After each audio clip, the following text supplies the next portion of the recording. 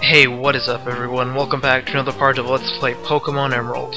So now that we've beaten the gym in Lily Cove City, we can come here east and we'll see a gang of Team Magma members, and they're just sitting there, and then Archie comes and takes them away. Or Maxie, I don't remember which one's Team Aqua and which one's Team Magma. But whichever one it is, he comes and brings them here to the Space Center, and they're just here to cause mischief, so we gotta stop them apparently. Which, the bad thing about this game is that you have to beat Team Aqua and Team Magma a lot. It seems like we just beat them and beat them for good, but no, they decided to take over another helpless building, so now we gotta defeat them again, because obviously the 10-year-olds are the most likely heroes for a task like this. But anyway, we should go ahead and get on with it. We're already into the first battle. And just like every other time we've beaten Team Aqua, which is like, I don't know, 7-8 times already? Oh, that's an exaggeration, but you know what I mean. They're gonna use pretty much the same Pokemon, you know, Zubat and Numel, and that other fire type, I forgot what it's called. And Poochyena, of course, you can't forget Poochyena. So just like every other time, it's getting pretty repetitive by now, but just like then, use the same strategies and you will be pretty successful in here. It's honestly not that hard. There is a boss battle later on, but we do get a partner in the battle, so that won't be very difficult. But yeah, that's not until the end of the tower anyway. It's only like 2 floors anyway, but once we get there, we'll figure out who it is.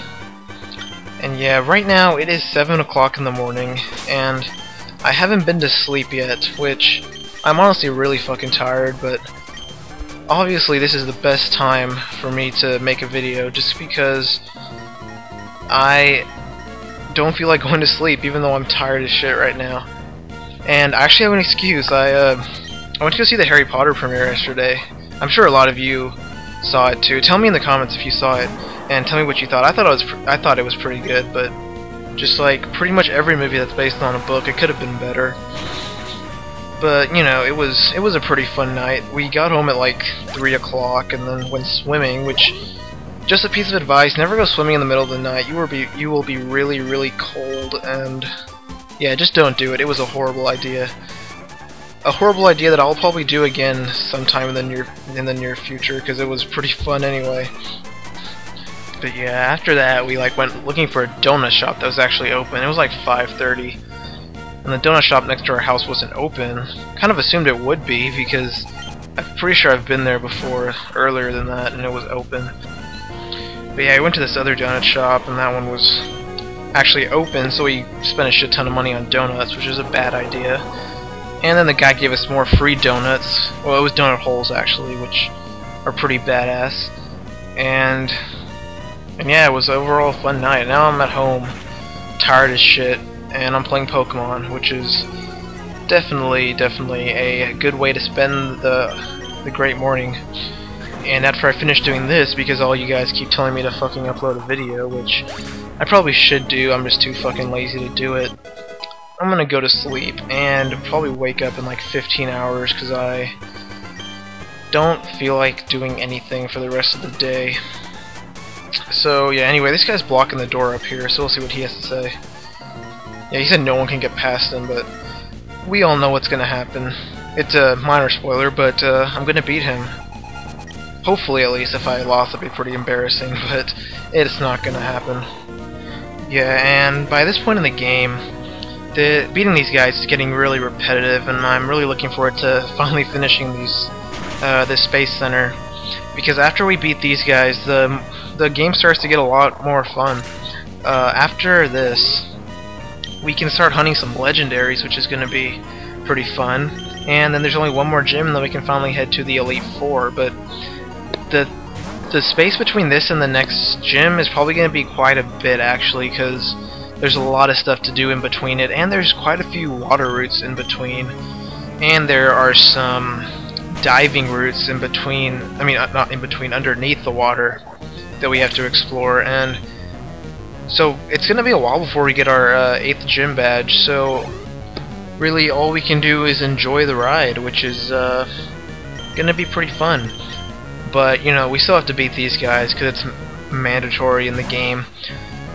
which, you know, I wish we could just skip over it, because these guys stand no chance anyway. It's better to just let other people take care of them. Like, why do I have to do all this shit? Why can't other people just do it for me? I mean, the gym leaders are in the other room. I'm sure they're, not the other room, the other building right next to this. I'm sure they're strong enough to defeat Team Aqua or Magma. I keep fucking getting these guys mixed up. How hard can it be? I'm a fucking idiot, but yeah, I'm pretty sure the gym leaders would be good enough to take care of these guys, but no. Of course, those guys can't even protect their own fucking hometown. I have to do it for them. But you know, I guess it's free experience, and you can't argue against that.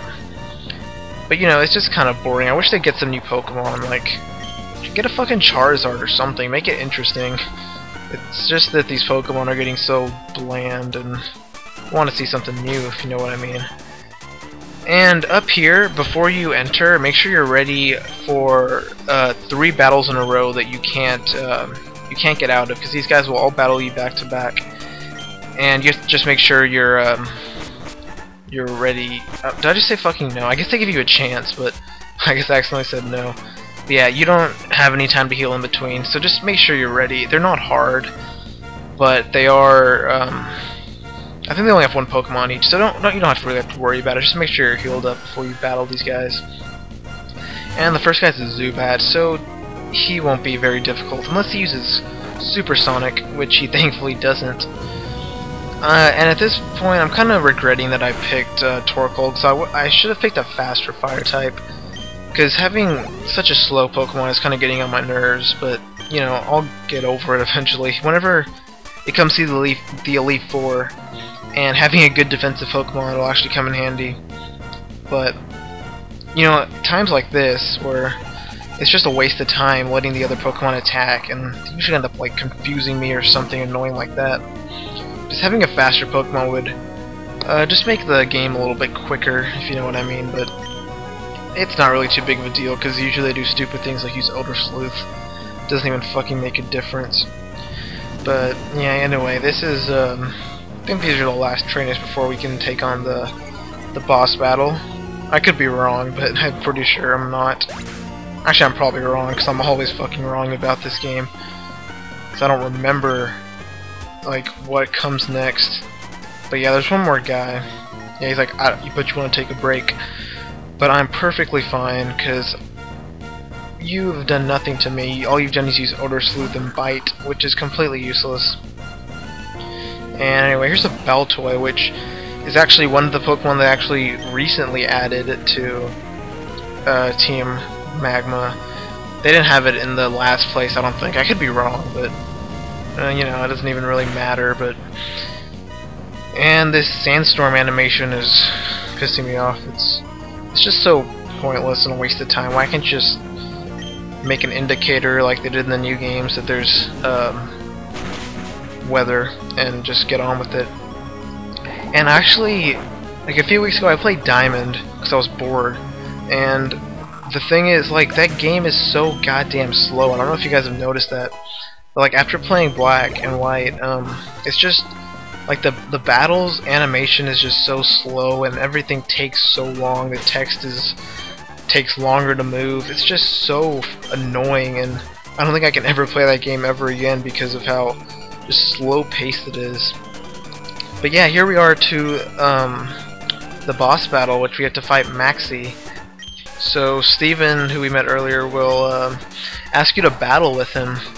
So you can go ahead and say yes, and then he'll let you pick. Oh shit, I said no. You can go ahead and pick 3 Pokemon. I'll pick Marshtomp or Swampert up front, Gardevoir second, and Torkoal third, I guess. I won't really need Torkoal, but I'll throw him in there just so he can get some experience. And anyway, he uses Matang, Skarmory, and Aggron, which is a pretty stupid move because we're facing 2 guys that use Fire-type Pokemon, so he's sending out 3 Pokemon that are weak to Fire types. So pretty much it's going to be up to us to beat this guy. So I'm going to start off with Swampert, and he's going to start off with Matang. Yes, Camerupt is going to be easy as long as you have a Water-type Pokemon. But keep in mind that whenever your first Pokemon will get hit by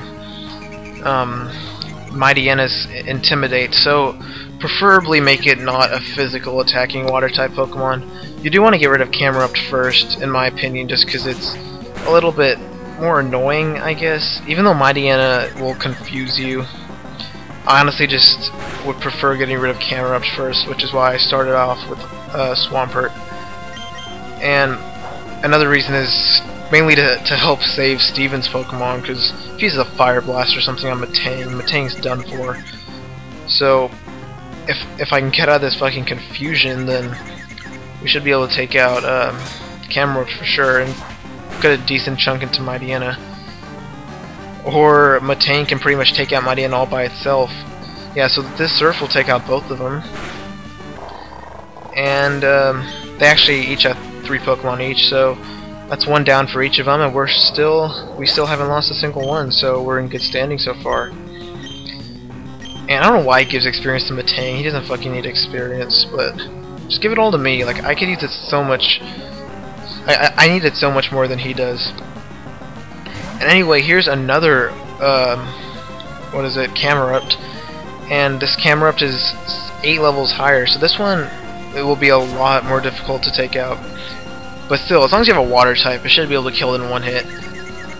This one might live with a little bit, but even then, it's not going to be much. So as long as if I can get through this confusion, this battle will be relatively easy. Alright. Camerupt should die. I wouldn't be surprised if he lived with a little bit. Okay, yeah, he did live with a little bit. Yeah, we'll get a little bit of damage into Golbat, but mainly, once again, just like before, I'm trying to get rid of Camerupt first, because it has the ability to do more damage, and once it sets up Amnesia, you're pretty much screwed if you're using, like, Surf, like I am, or any special move. It is also weak to ground types, though, so if you don't have a water type. And Golbat is pretty easy to take out as well, because its defenses aren't really spectacular, but I can go ahead and use Ice Beam on it and take it out pretty quickly, as long as Matang doesn't kill it before I do. And Crobat, which is Golbat's evolved form, is their next Pokemon. And uses Mean Look on a Pokemon that's not going to even try and escape from battle. That's a great move on his part. But I'm actually going to go ahead and use Psychic. That'll take out both of them. He actually did... Oh wow, you would use it on Golbat. He has like 2 hit points left. That was a great move by you, but whatever. I won't judge you. And his last Pokemon is Mightyenna. So I should be able to take out Ice Beam. Oh, take out Crobat with Ice Beam, hopefully. And if not, then Matang will probably be able to take it out. And I finally get out of confusion. That lasted like the whole fucking battle. But hopefully this will take it out. I don't know if it will. No, that only did like half. I'll go ahead and use Ice Beam on Mightyenna. I don't really know why. I'm just not even really thinking anymore. That wasn't really a smart idea. But I was relying on Matang to use Psychic and take out Crobat, which he did, thankfully. And I should have used Surf, but you know, whatever, it doesn't really matter. And Trollcoal's up to 33, and he's learning Iron Defense, and I will pass on that move. It's not really useful in my opinion. It just raises your defense by 2 stages. And so yeah, so our last Pokemon is Mightyenna, and just like the first one, he's going to use Swagger. So just kill it as quick as you can and get it over with, because it's just an annoyance, nothing more. It has good attack and good speed, but its defenses are crap. So you can take it out pretty easily if you have like a fighting type or a bug type or something. And I'm gonna go ahead and switch out to Pandora just because I'm confused. And it does have a strong move against it, so hopefully it doesn't confuse me. If it doesn't confuse me, I can take it out next turn. Unless this kills it. Oh, and it does, nice. Alright, Matang, you actually didn't do too bad that battle.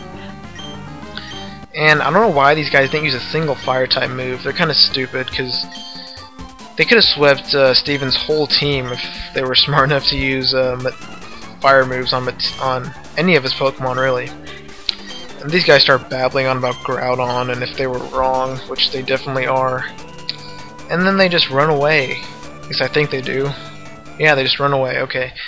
And this guy, who's way too lazy to give me the prize now, he's like, alright, come to my house. I'm like, fuck you, I just want my prize right now.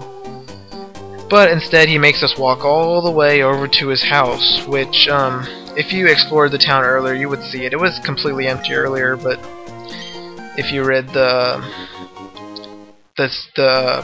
thing outside with the Stevens house. And that guy gives you a sunstone, which can evolve, Gloom into Blossom, and some other things, but I don't remember right now. And anyway, Steven's house is this one, I believe. Yes, it is. So, he's just looking at his rocks or whatever the fuck's in that display. And he gives you the HM for Dive, which is going to be really useful for the rest of the game. Now, it's not a good move by like any stretch of the imagination, but you will need it to beat the game, so you have to come here and get it. So I'm going to go ahead and teach it to Marshtomp, mainly because I don't feel like carrying on an HM slave, because we're going to need Dive a lot for the rest of the game. And just like Surf and Fly, it takes 2 moves, so it's not really very useful in my opinion. And I'll give her Rock Tomb because it's not a good move at all, and it misses a lot. So, next time, I think what we're going to do is go explore the Shoal Cave, which is north of here. So, I'll see you guys next time.